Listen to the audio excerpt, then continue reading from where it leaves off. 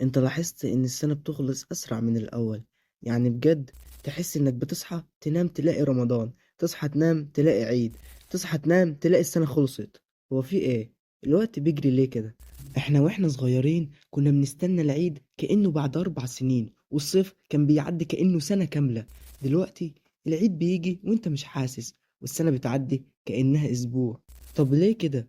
ليه واحنا بنكبر بنحس ان الوقت بيجري مع ان الساعة لسه فيها 60 دقيقة واليوم لسه 24 ساعة؟ ما تغيرش.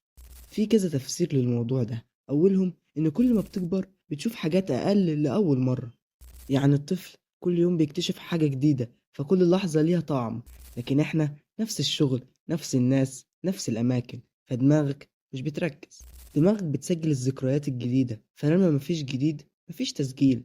ولما تيجي تبص ورا تلاقي السنين عدت وانت مش حاسس، لأن مفيش محطات تفتكر بيها.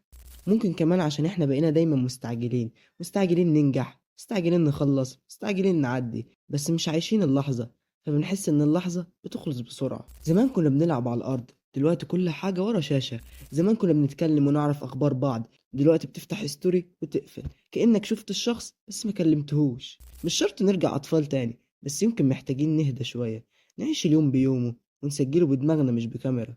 نجرب حاجة لأول مرة، نغير طريقنا، نتكلم حد وحشنا. لما تعمل كده ممكن تحس إن اليوم بقى أطول، وإن حياتك بقت أبطأ شوية. بس أبطأ بمعنى إنك عايشها بجد، مش بتتفرج عليها وهي بتجري.